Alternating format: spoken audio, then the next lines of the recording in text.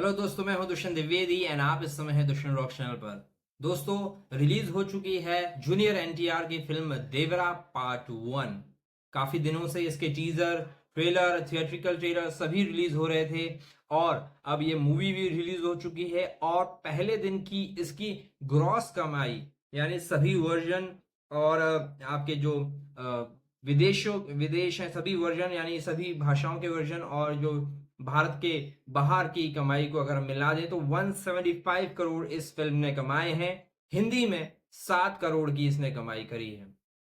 तो गाइज, मैं आपको बताता हूं कि ये फिल्म कैसी है। देवरा पार्ट 1 की जो अच्छी चीज है, शुरुआत उन्हीं से करते हैं और इसकी कहानी के बारे में हम आपको कुछ बताते हैं। फिल्म जो है एक गांव 1980 और 1990 के जो दशक है उसके पास एक जो तटीय गांव है जो समुद्र के किनारे बसा है, उसकी कहानी है, जहां पर 4 गांव के लोग अलग अलग रहते हैं और उसमें रहता है देवरा। देवरा यानी वो जो अच्छे काम करता है, लेकिन उसके साथ समस्या ये है कि उसने एक बार अगर कुछ कह दिया तो वो कह दिया। अब ये लोग जो काम कर रहे हैं और भरण पोषण कर रहे हैं, उनमें इनको पता चलता है कि कुछ काम जो है इनके हाथों से गलत भी हो रहे हैं। उन गलत कामों को रोकने के लिए जो है देवरा जो है कहता है अपने भाई सैफ अली खान को, जो भैरा जो है इनके साथ हैं। लेकिन भैरा स्वार्थी है, सेल्फिश है। और क्या वो मानता है देवरा की बात, हाँ या ना, ये सब आपको फिल्म में देखने के लिए मिलेगा। लेकिन जो कहानी है इसकी, जो कोटला शिवा ने इनकी कहानी लिखी है, वो पूरी कहानी एक हीरोइज्म पे है कि कैसे देवरा जो है अपने गांव की रक्षा के लिए लड़ रहा है। बट देवराज को जब ये समझ आता है कि उसके जो लोग हैं, उसके साथी लोग हैं, वो नहीं मान रहे हैं, तो वो उस गांव को छोड़कर चला जाता है। और छोड़ के जब जाता है, कई एक बहुत ही खूंखार युद्ध तरीके का होता है और कई बड़े कैनवास पर होता है। बहुत बैकग्राउंड म्यूजिक जो होता है आपको मतलब सीटों से बांध देता है सिनेमा घर की। और वो ये कहता है कि जब भी आप कुछ गलत काम करने के लिए जाएंगे, आप सामने देवरा को पाएंगे।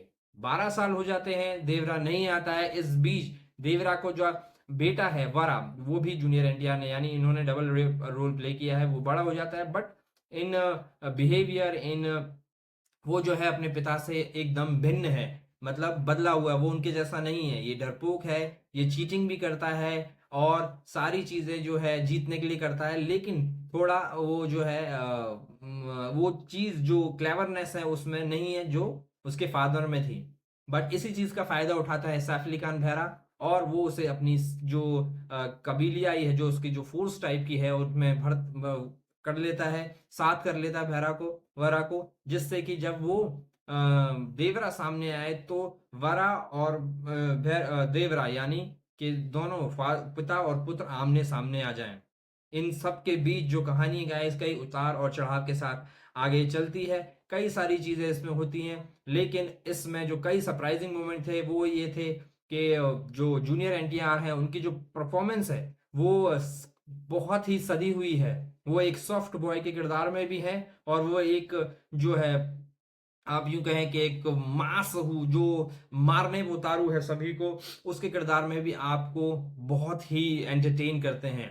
जहां वो उनकी डायलॉग डिलीवरी है हिंदी में इतनी प्योर है कि आपको लगता नहीं है कि ये एक जो साउथ इंडियन कोई व्यक्ति हैं और उनकी ये है। और आपको एक जानकर हैरानी भी होगी कि इसकी जो अन्य लैंग्वेज है उसमें भी जो डबिंग की गई है वो जूनियर एनटीआर ने स्वयं की है।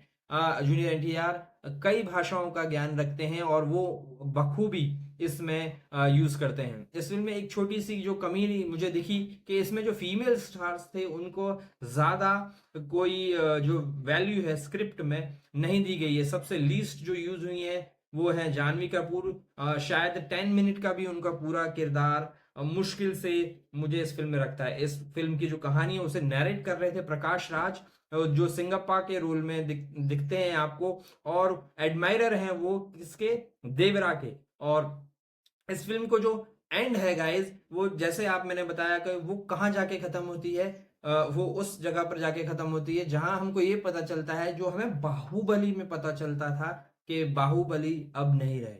उसी प्रकार जो इसमें चीज़ थी कि जो देवरा हैं वो नहीं रहे, लेकिन क्यों नहीं रहे ये क्वेश्चन जो है वो आपको स्क्रिप्ट में ही ढूंढना पड़ेगा। आप थिएटर उसको देखने जाना पड़ेगा कि इतना पावरफुल आदमी को साथ क्या हुआ, कैसे हुआ, वो सारी चीज़ें इसमें आपको देखने के लिए मिलेंगी। बात करें अगर परफॉर्मेंस की, तो जूनियर एनटीआर जो है वो हिंदी सिनेमा में ना केवल आरआरआर के बाद, बल्कि अब जो उनकी आने वाली देवरा के बाद जो आने वाली फिल्म है वॉर 2 के लिए भी जाने जा रहे हैं, जहां वो ऋतिक रोशन के ऑपोजिट दिखेंगे। और यश राज की ये फिल्म होगी, स्पाई यूनिवर्स की फिल्म है, वो भी बहुत देखना इंटरेस्टिंग होगा। और उसका जो क्योंकि जूनियर एनटीआर वहां भी आ रहे हैं, तो हिंदी ऑडियंस जो है उसमें भी जो जूनियर एनटीआर का क्रेज जो है वो काफी बढ़ रहा है। सैफ अली खान की परफॉर्मेंस की बात करें तो वो इस बार भी आपको सरप्राइज करेंगे। 20 साल से जो है विलेन का किरदार निभा रहे हैं। फ्रॉम साइरस टू एक हसीना थी, फिर Omkara, Tanaji, the unsung warrior और आदि पुरुष में भी वो विलेन थे। और ये जो किरदार उन्होंने इसमें निभाया है वो उन सबका मिक्सचर है, बट मैं ये कहूंगा बेटर है। सैफ अली खान आपको बहुत नाइस लगेंगे और बहुत ही वो लगेगा कि yes, villain should be like Saif Ali Khan. Prakash Raj जो सिंगापा के रोल में है बहुत बेहतरीन लगते हैं। जरीना वहां जो लॉन्ग सफरिंग मदर का रोल निभा रही हैं इंडियन सिनेमा की, बेहतरीन है। Rameshwari as Jogula, Shruti Marathe as Devraj wife is good, and बाकी अदर जो वुमेन है वो इसमें वेस्टेड रही हैं। डायरेक्शन और म्यूजिक की अगर बात करूं तो कोरतला सिवा की जो राइटिंग है वो ठीक उसी तरह की है कि जो फिल्म को है हीरोइज्म पे उन्होंने बेस किया है। देवरा यानी जूनियर एनटीआर का पूरा उन्होंने यूज किया, उनके स्टारडम का, मतलब वो अपने एक डायरेक्टर अपने एक्टर से क्या क्या, मतलब जो फिल्म को अच्छा बिजनेस कराए, फिल्म को अच्छा बनाए, वो उन्होंने सारी चीजें कही है। अनिरुद्ध के जो म्यूजिक है, बैकग्राउंड म्यूजिक है, वो बहुत बेस्ट है। बट जो सॉन्ग्स हैं वो आपको कोई छाप नहीं छोड़ते हैं। साबू सिरिल का प्रोडक्शन डिजाइन बहुत अच्छा है, बैकग्राउंड स्कोर जैसे मैंने अभी आपको बताया अच्छा है, कट्स जो हैं वो अच्छे हैं। All in all I will say that कि फिल्म जो है वो देखी जा सकती है। जो इसके प्लस पॉइंट है वो ये है कि फिल्म जो है अनॉय हीरोइज्म पर बेस है और बहुत ही ग्रैंड स्केल में बनी है। कई सारे जो सीन्स हैं जो ओशियंस के हैं वो बेहतरीन सीन है और बड़े कैनवास पर ही देखे जाने चाहिए। और एक जो कमी इस फिल्म की अगर मैं बताऊं तो इसमें जो इसकी जो movie is all based on junior NTR, Saif Ali Khan. बाकी जो अदर जो वुमेन्स किरदार थे वो इसमें बिल्कुल स्क्रिप्ट में है या नहीं, कुछ ज्यादा उनको असर पड़ता नहीं है। 177 मिनट्स की लंबी ये फिल्म है, लेकिन आपको ऐसी बोझ जैसी ये फिल्म लगती नहीं है। मुझे ये फिल्म पसंद आई और मैं इस फिल्म को दूंगा 5 में से 3.5 स्टार। आपको मेरा रिव्यू कैसा लगा बताना ना भूलें। मेरे चैनल को सब्सक्राइब करें एंड बेल आइकन को क्लिक करना बिल्कुल भी ना भूलें। थैंक यू सो मच दोस्तों।